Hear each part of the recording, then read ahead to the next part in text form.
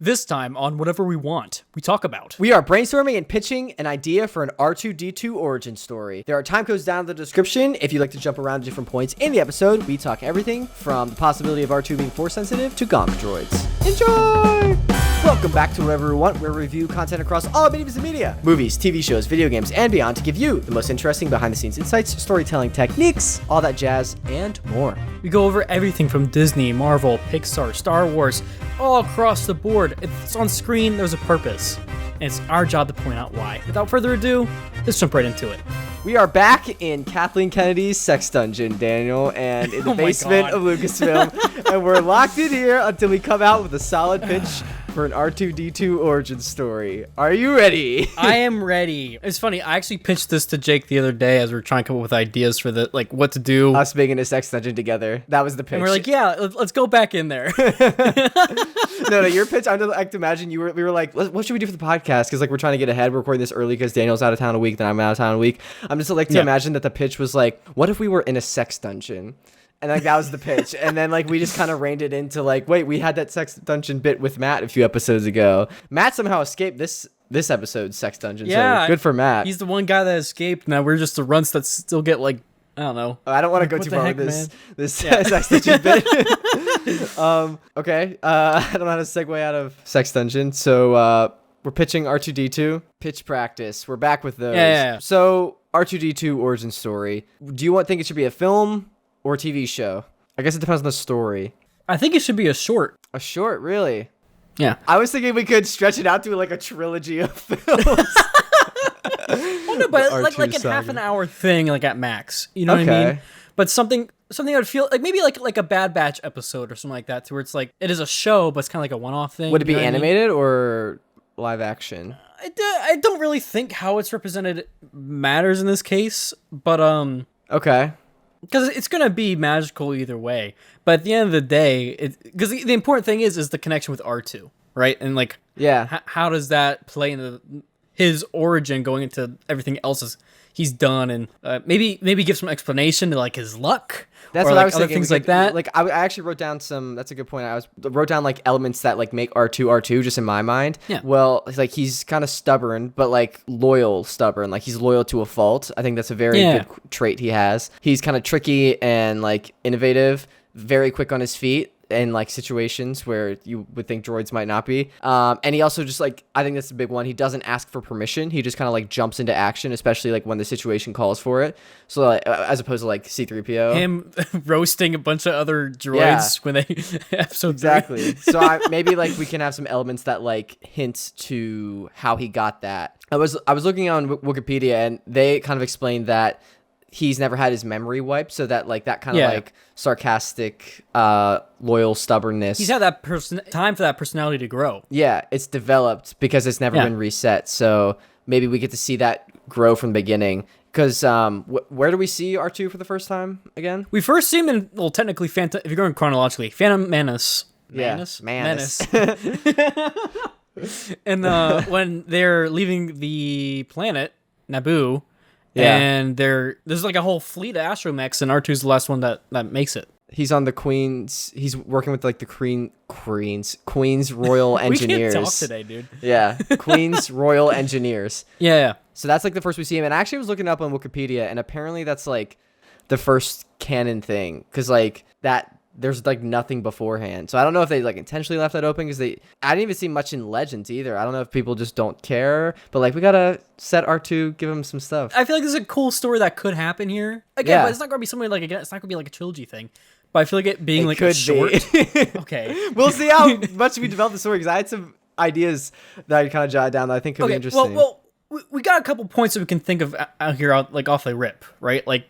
Spots that we know have to happen, right? So obviously we know he has to get to the Queen's. End up, on Naboo in the Queen's. Yeah, that's where he's going to Royal Engineer Guard. And he has to start being built somewhere.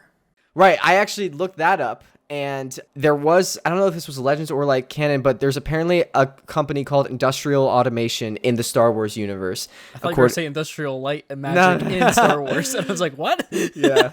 That'd be cool. It's it's a bunch of Jedis making droids. Yeah. But so apparently that is the factory where that manufactured those. Say that again? Where? Industrial Automation. Automation. Okay, got That is the factory that manufactures droids, including the R series, all the R series droids, but specifically the R2 series. Where are they based? Are they on Naboo, where they do the manufacturing, or are they like somewhere else? Do not know. This is the information I got from Wikipedia and like some other sources. So they manufacture droids, including the R2 series and the RX series pilot droid, which is that droid in Star Tours, I think, that like flies you around. And they also are famous for the Gonk droids. So the R2 came from the Gonk droid place. 2 great droids. That's 2 hits right there. Dude, R2 maybe like they goes by a Gonk and he's like, hey, cousin, what's up?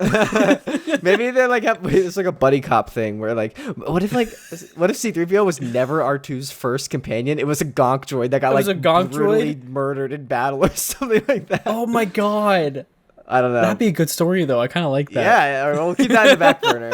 Yeah, so that's kind of industrial automation. I also looked up industrial automation. Apparently there was another company called Triton Dynamics, and then that merged with industrial automation, and they're like, I think, some of the 2 oldest droid factions, and then they become like this powerful, not powerful, they monopolize. But, like, I don't know if they monopolize, but I think they just do a lot of droids, and they got bigger, like more resources to become a better droid manufacturer. So with that said, if they're combining like on a galactic scale, right, I feel like we can have opportunities to where R2 doesn't have to be built on Naboo, right? You could be built somewhere else, like in another factory, and then shipped to Naboo potentially. Okay, yeah, exactly. I was thinking that same thing, but I think it would be interesting. I was thinking about like other characters and just like these droid manufacturers.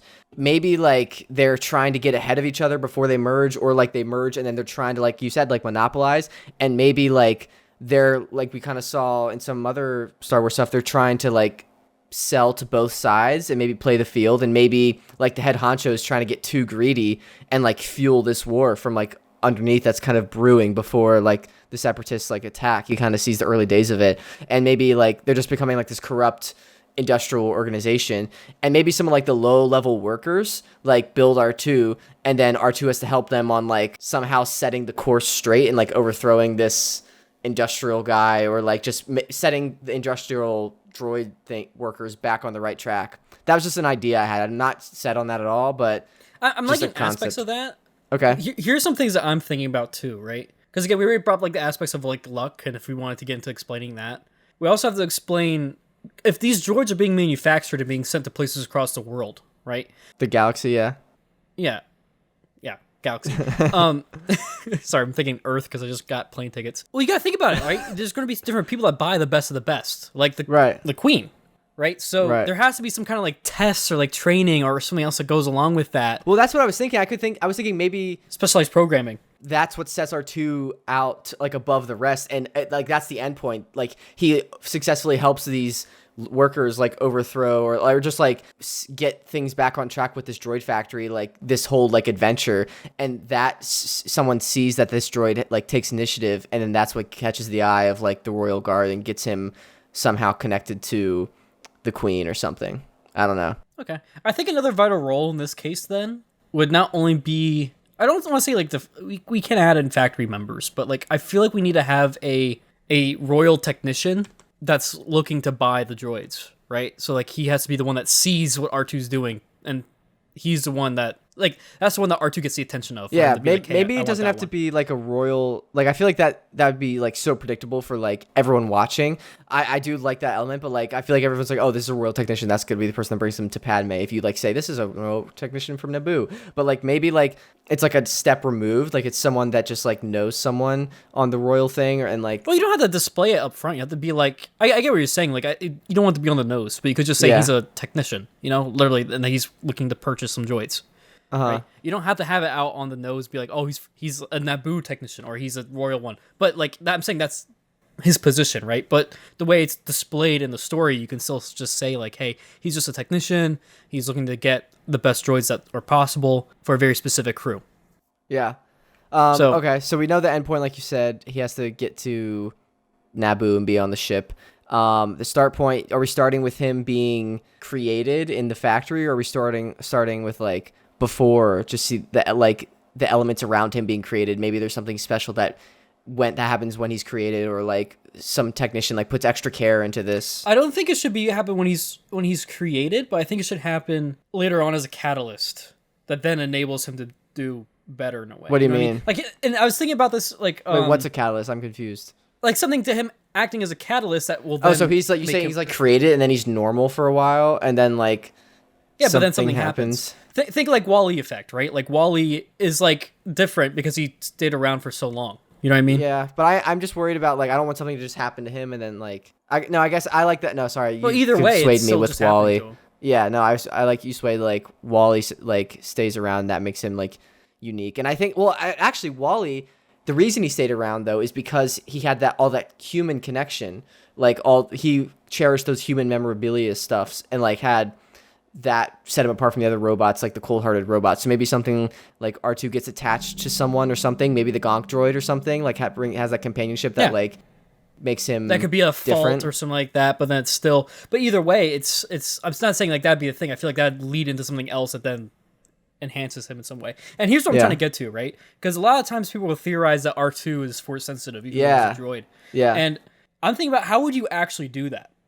And what had me thinking for a while was thinking about how because we haven't really seen it explained, at least not from what I've seen canonically. Say that R2's like force sensitive, but like it could be hinted at, or like. But no, like I was thinking about like this, right? Yeah. Like we have objects like kyber crystals, right? That are physical entities that have a connection to the force, right? Maybe he gets damaged and something like gets infused in him, part of his inner circuits. Yeah, what if there's something that's able to infuse some kind of force connection with him? Again, it's not something that's like directly like you're not putting a kyber crystal in the R2-D2. I'm not saying that, but I'm saying like what if there's something that happens causes that change to have him have that kind of connection to the force, which to him is then shown through his luck, right? That's why he's able to go and do the things he's able to do in the movies. I think that could be interesting. I'm curious though if it is. I'm not saying it has to be a kyber crystal, but maybe like it is. Maybe like some Jedi or something comes to help with the manufacturing of droids or something, and like his kyber crystal, like he dies or something, and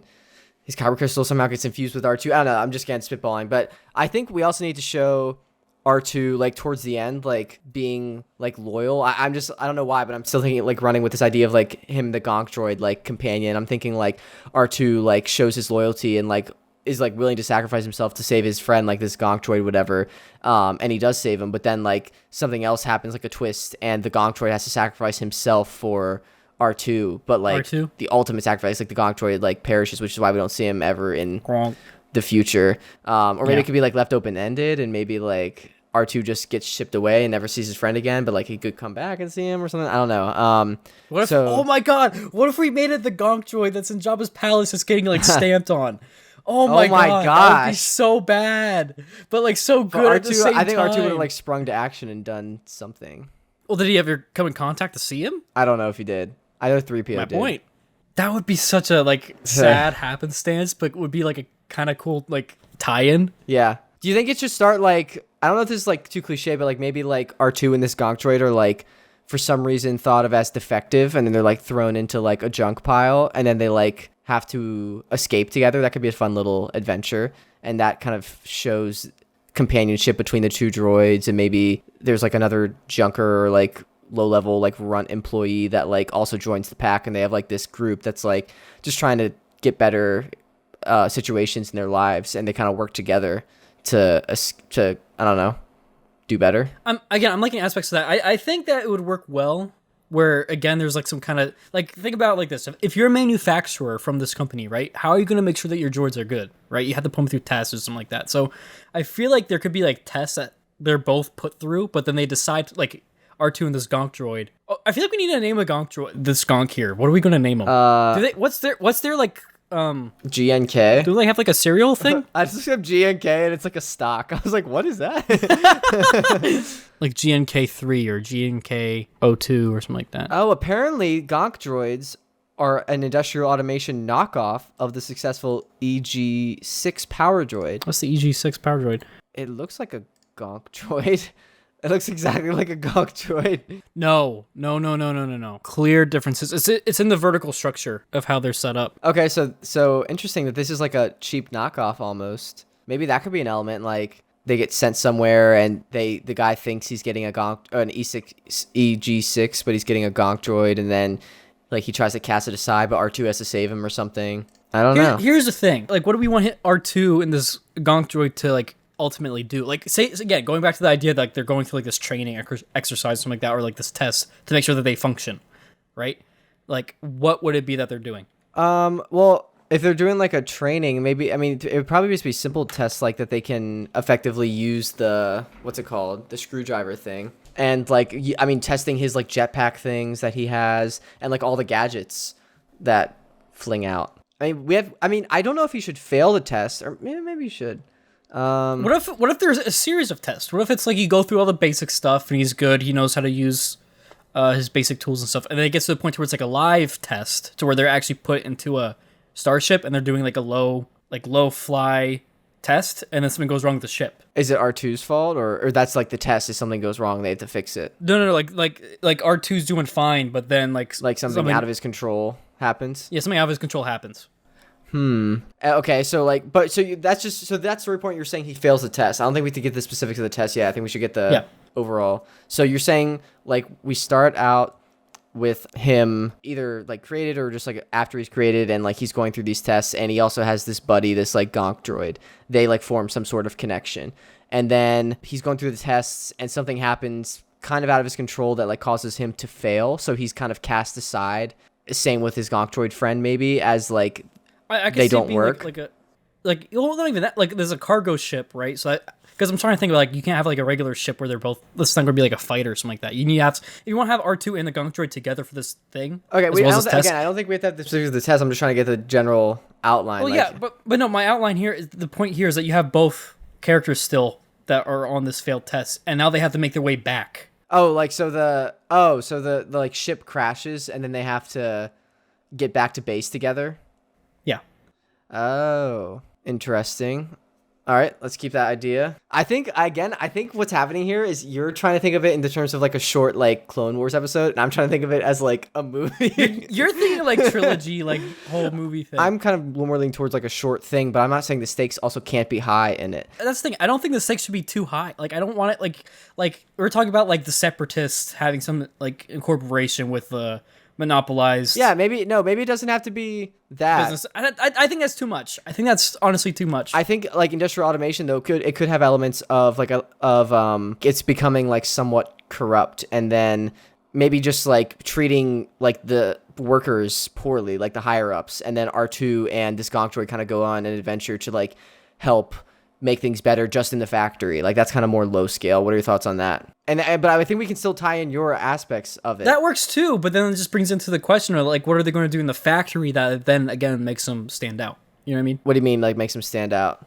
Well, what would make them stand out to the buyer? I think the fact that they're helping make this factory a better place, and like kind of they don't have to do this. The fact that they're gonna like go on this adventure and like help make the factory a better place and overthrow like. Or not overthrow, but just like change or help the people that are being mistreated. I think that could be something. And I don't think we have to throw out your elements too. Like I really like the idea of like maybe that's like the beginning, like the first act or whatever is like them training, and then we kind of see that they're like they fail a mission and have to like get back. And maybe that actually I like that. Maybe all these workers that are being mistreated are like, as soon as the ship goes down, they like write off these two droids, or like, oh, well, these two droids are gone, like they're dead. And then like a few days later, by the time they make it back, they're like, oh, these droids have some initiative, like they made it back from this failed test. And then they kind of recruit them into this plan to like make the factory a better place. Boosh. Hello, sorry to interrupt, but speaking of all those like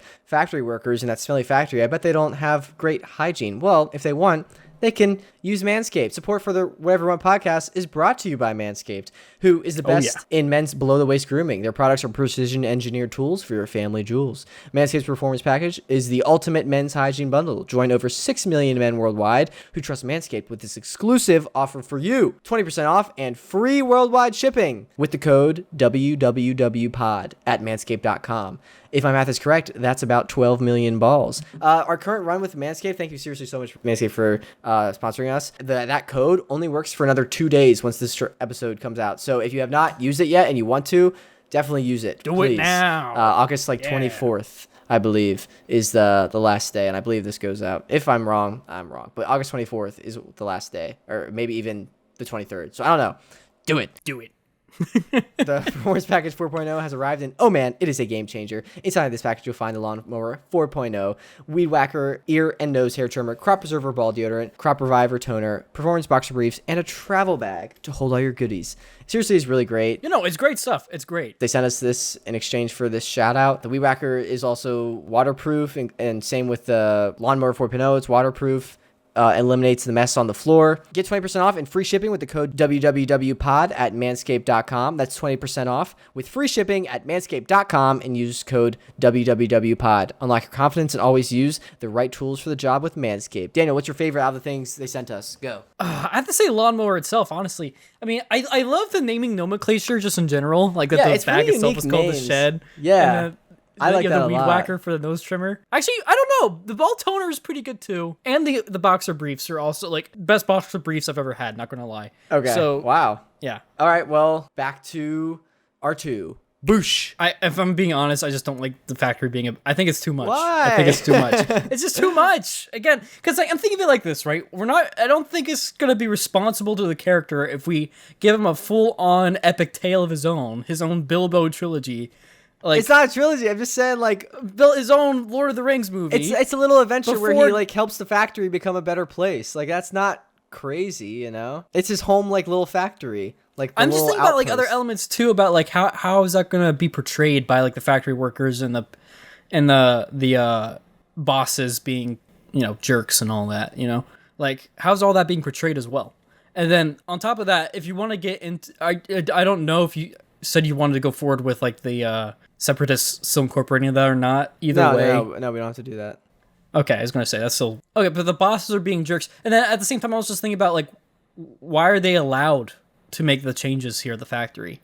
What do you mean? Who? Like R2 and this gonk.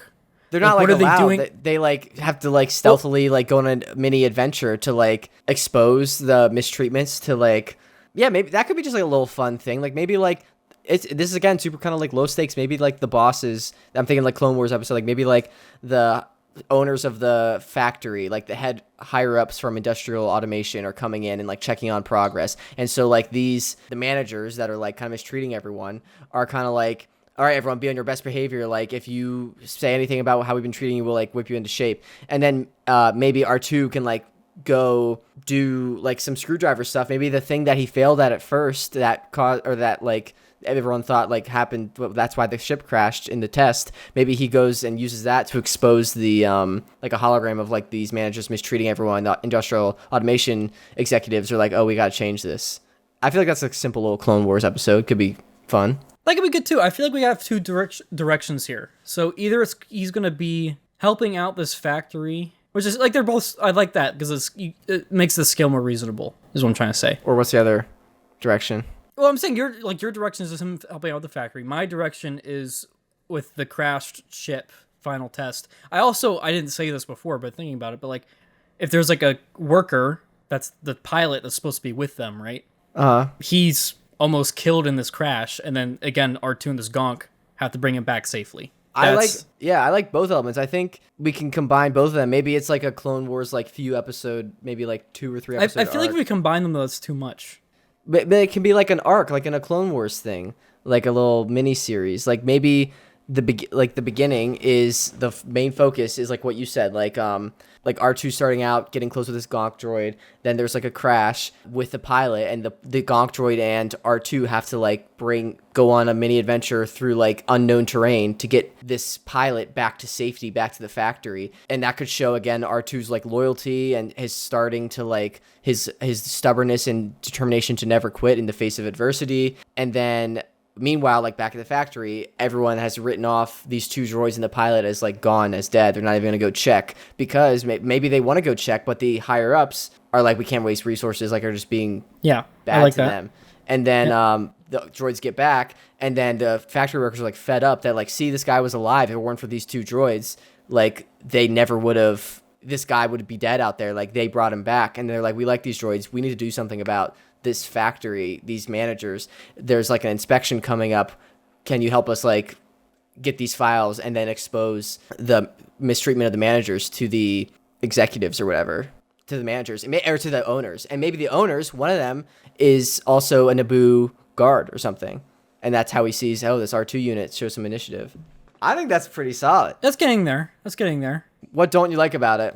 I'm still just trying to think about like visually, like I can, like, for my side, right, I can visually see, like, I mean, you also just laid it out, like the pilot crashes, like you could see R2 like dragging him out from the wreckage, and the Gonk being like Gonk, and like helping carry him, them going through the terrain, and like R2 maybe doing like a holographic map. So like I can see all that, right? I can see them walking in back to the factory, and then like the workers surrounding them and being like, oh, well, they're alive, they're there, right? I'm still just trying to visualize, right? How are they doing the exposing? I think maybe it's just like, again, like a typical like inspection, like the managers are like, everyone has to be in their best behavior, so they like have like a lineup, and like all of the factory workers are like lined up, and all the droids are like lined up behind them in like all like order. And maybe R2 has to, this is like a stealth part, so he has to sneak out of line. Why would he be back in line in the first place if he's presumed dead? Okay, I guess he doesn't have to be back in line. I don't know. And then so maybe it's just him while this is going on, like kind of sneaking past the guards, like through vents, or like using like his astro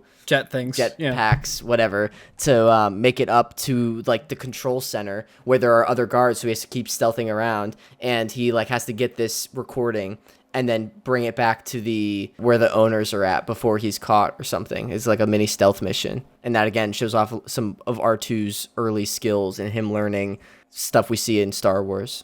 Okay. No, I'm liking those aspects. I feel like there's also a tension that can rise from this, where we can have like the managers threaten to like trash R2 and the Gonk droid, and they like could kill the Gonk droid at this time, right? And like have R2 be like next on the list. But then the owners come in, like you said, and be like, what are you doing? Like, you can't treat the employees like this.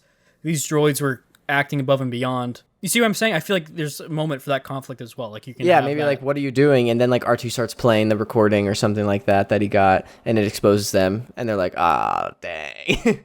Yeah. And maybe, oh my gosh, what's the Jedi with the oh my gosh, hold on. Krell, that horrible Jedi. Oh my god. Maybe he is freaking. Like, I know this doesn't make any sense, but maybe he is like one of the managers, and so he gets fired, and then that starts his hatred of like all things droids and the Republic, and like, so then he becomes like this. Well, he doesn't hate droids; Jedi. He hates clones. I know, but like, I see what you're trying to do there. But no, I think good flip like here, Krell's right? cousin, like Brell or something. I feel like we can have the guy that was doing the test run with them, right? The pilot, whatever. I feel like he can kind of lead like the workers in some sense alongside with R2, and then he becomes a new manager as well. Ooh, okay. That's a happy ending. Yeah. I like that. Okay. I think we have a solid story, honestly. I still feel like we need to iron out the exposing though. Just to get like, again, I just need to visualize it. Like I see what you're saying, like him getting to like the higher security and stuff like that. But then why is there not other security than like stopping him from getting up there? Or like I see, like they're trying saying, like, to, he could be, like behind vents and stuff like that. But I'm also thinking about like cameras and like stuff like that as well. Like how are they not seen beforehand? You know what I mean? Well, that's because probably most of them are on the floor level. Like maybe that's why it's the perfect time to go do this, because a lot of security is out ready for this inspection. So a lot of things, there's fewer guards. That's like why it's the perfect time to go do this heist. And maybe the security that is there, maybe we see this is the first time we see R2's like shock thing, and he has to shock them, and it's like him discovering how to do that. Maybe there's like a funny gag where like he gets his shock thing out and like just doesn't know how to use it, like misses, or like I don't know, shocks the guy too long, and he's just like spazzing, and R2's like, oh my god, the I don't know. Just on the side like gonk, war crimes. I don't know. Yeah, and maybe it's like leads to like, because I feel like the exposing has to be like this big epic thing like this. I feel like if they just get stuff and bring it to the guy and like, here, look at this, that could be like kind of lame. So maybe like they get the files, and then R2, like a bunch of guards come in. The Gonk droid like sacrifices himself, like jumps out to break a window and falls into this flame. And then R2, like for the first time, we just see his like astro jetpacks come out. They're like, and then he like flies down to the like out of the window to escape and like down to the owners or something. I don't know. No, I like that though. I didn't think about that before because we didn't make that point. Like they're going for the recordings of what's already happened to where the workers were mistreated. I'm not sure if we said that before or not, but that didn't click for me. That's the thing. That's the key part here is that they have to go look for those. Yeah. And that's the drive from them to get to the security. I get that now. Yeah. Okay, so sorry, I didn't make that clear. That was in my mind like 10 minutes ago. Okay, so no, I like that a lot now. I like that a lot. So, I'm not sure about the gong droid getting tossed out the I was just spitballing. That'd be so epic to see those, the VFX on that. And then again, it could be kind of like in WALL-E where it's like Eva like trying to repair oh my gosh. WALL-E, you know?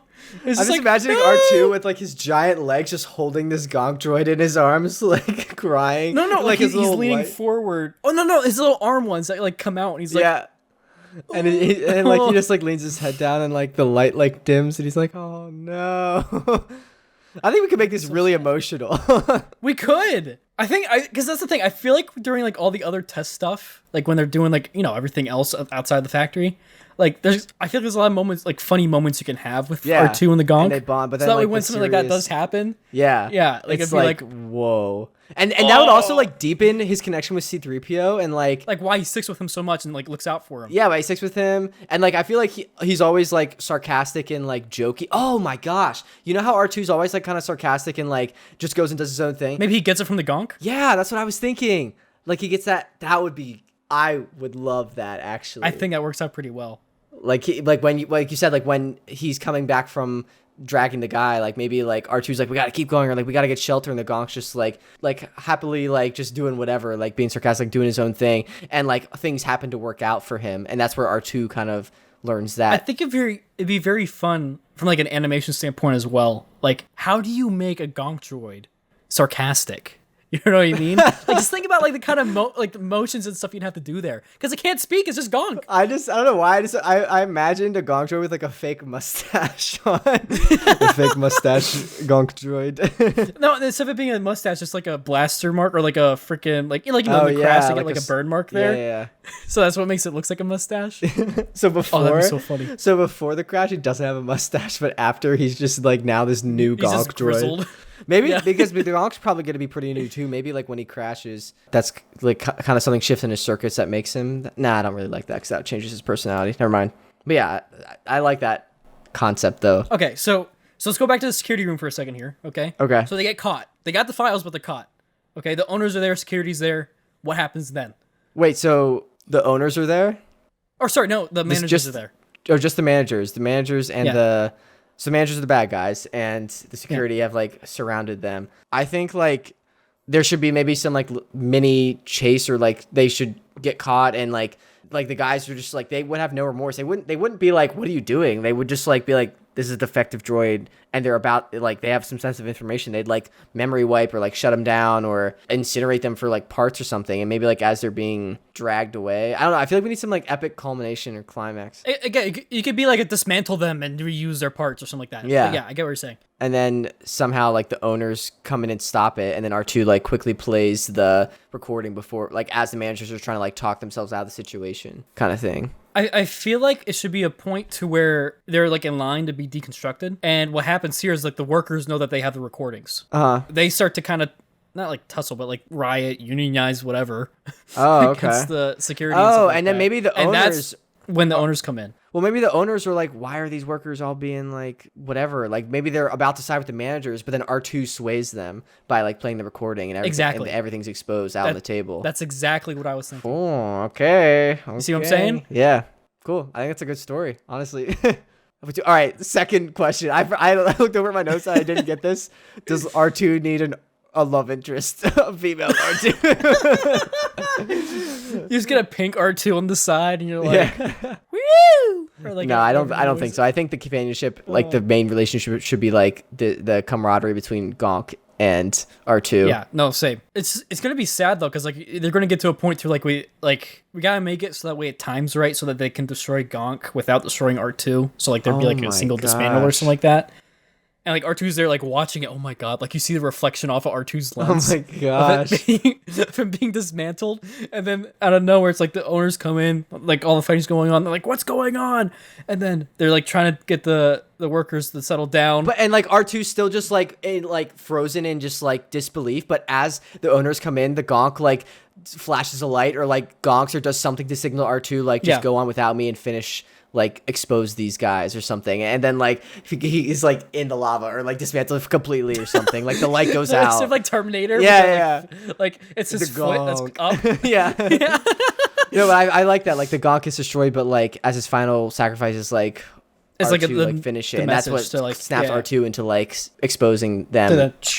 And then the everything's out on the table, and then like the owner's like, "Whoa, this R2 unit is like serious business. We got to get this guy to Naboo," kind of thing. I don't know. I like that. I like that a lot. I think it works. Cool. Or he could be like, "I have a specific buyer who I think would be very interested in this droid." And then there's like the musical cue of like Naboo or like the Queen's theme or something like that. That would be cool. Yeah. Dang, we're good, Lucasfilm. Get us out of the sex dungeon. Kathleen, please. I'm done.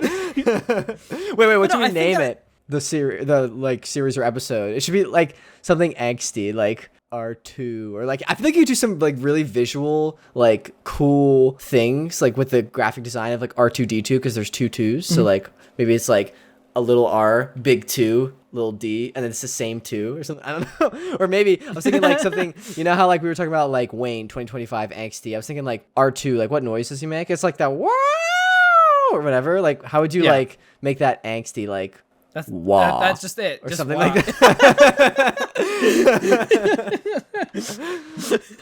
I don't know. I came up with that joke on my car ride home, and I quickly at a red light pulled out my note. It was like you're like typing in. I typed, what would the name of this show be? R2 something angsty. What noises he make? I typed why who? How do you make that angsty? Wah. Just like WAH. Well, that's the thing, because this is like the origins of R2, but you also have this thing with R2 and the Gonk, which I feel like is a really, I mean, we know it's a carrying thing. So it's like, I think that, we just got to play up the elements of R2 and this Gonk, like seeing a lot of the similarities between C-3PO and like that relationship, and seeing how like R2 gravitates to C-3PO because of like this initial Gonk, maybe. But also not completely copy it, because I want C-3PO and R2's relationship to be their own thing, like strong. Yeah. So yeah. Well, that's the thing with them, with the Gonk being sarcastic, so with however we demonstrate that, I feel like R2 and that's gonna have a different banter. Yeah. I don't know. Something that just came to my mind was like a droid's journey or something like that. Ooh, well, isn't a droid's tale? Isn't that already like something? Is it? Or I think it's just called Droids. Oh no, there was a Droid's Tale. What the heck? Oh, that's a Lego thing. I think there's a series from like the 80s called Droids. What? Oh, ooh. Let me ask you this. Were they watching that in Stranger Things? I don't know. What if R2 doesn't have his OG paint job during this? Like he's still just white. So like you don't technically know it's R2 yet until like the end, where he gets like the final polish and paint. And then he's being shipped off, and then they get the Naboo theme. Interesting. Do you think that should be there, or do you think it shouldn't be there? I don't know. I like the idea. I like the idea of like him not having his original paint and color, and like being like fresh out of the factory, like still not even painted while he's doing these test runs. Because like, why would they waste paint if they're not gonna use them? But I don't know if we should like not know it's him. Like I think they maybe should still call him R2-D2 or like R2 unit, whatever. Because I don't know. I think it's R2's story. I don't think it would make sense if we just don't know it's R2 until like the last second. True. Yeah. No, I agree with that. Yeah. I don't know. I think we've got a solid story there. Like I'm pretty happy with that. Yeah, same. I think it really came out pretty well. A droid's tale, or like R2 Gonk or something. I don't know. Binary love or something. Binary Brothers. Yeah. Oh! Yeah. That kind of hit, actually. The BB. All right. Cool. Are you ready to jump into the next segment? Yeah. All right. Totally trivia tidbits. So, did you know that the Lord of the Rings trilogy was almost canceled before it started filming? Why? What? So originally, the director of the Lord of the Rings trilogy, Peter Jackson, was hired by a studio called Miramax to adapt the 3 Lord of the Rings books into 2 movies. But as the project was starting to get some momentum, Miramax backed out last minute, and Peter Jackson had 4 weeks to find a new home for his project before his dream literally went down the toilet. He talked to practically every studio in existence at the time, but no one wanted to like fork over hundreds of millions of dollars for this unproven franchise, especially to Peter Jackson, who at that point had only directed low-budget horror films. So he and his team, Peter Jackson, made a super low-budget, like proof-of-concept trailer using only miniatures, temporary VFX, and just whatever the heck they could get their hands on. And they showed it to a studio called New Line, who were having franchise troubles at the time with Nightmare on Elm Street and Texas Chainsaw Massacre. They didn't really have anything else kind of cooking in the oven. The studio was kind of desperate and took a risk and also just sold on the passion of the filmmakers and decided to greenlight 3 films instead of the original 2, since it was 3 books, with a staggering $285 million, which was crazy back then. And the rest is history. Like, it more than paid itself off. I say that's pretty good. Yeah. That's pretty good. Yeah, but that was TTTT. More Lord of the Rings and Hobbit content coming next week, leading up to the release of the Lord of the Rings show. So make sure to subscribe, drop a follow on your podcast app of choice if you'd like to, so you don't miss that. Ready for patron shoutouts? Yeah, hit me with them. Cue the Epic Stars music. Boosh. We got patron Lori, Frank, Vic, Lisa, Evan, Tony. Thank you so much for pledging the tier. They can see the shout out. If you'd like to support us over on Patreon, link is down in the description. You get the audio episode early, special benefits, cool perks for our Discord, a lot of cool jazz, all that stuff, and more. Thank you seriously to our Patreon supporters. Really appreciate you. Ready for Rank Rally? Oh yeah, I forgot. No, I'm just kidding. We didn't do Rank Rally. I was going to say, what? Panic. I was like, yeah, what are we ranking? No, we didn't do a Rank Rally this week. All right, ready for cool comments? Yeah. What we got this time? So on our episode from a few weeks ago on Comic-Con, I think it was, Dat Fishy commented, "Let's go Fire Podcast." So thank you, Dat Fishy. Really appreciate you. Ready for the introduction? Yeah, tell me when. When? We just talked about whatever we want to talk about, and now we're done. Thank you so much for listening. Say gonk. We really appreciate it. Let us know your thoughts if you changed anything in our story for R2. This was fun, kind of like creative exercise. If you have any other ideas for things you want us to pitch, also leave them in the comments. This was seriously a lot of fun. I enjoyed this one. I think we got a good story out of it too. Yeah. Thank you. Check out Manscaped. We'll see you next time. Goodbye.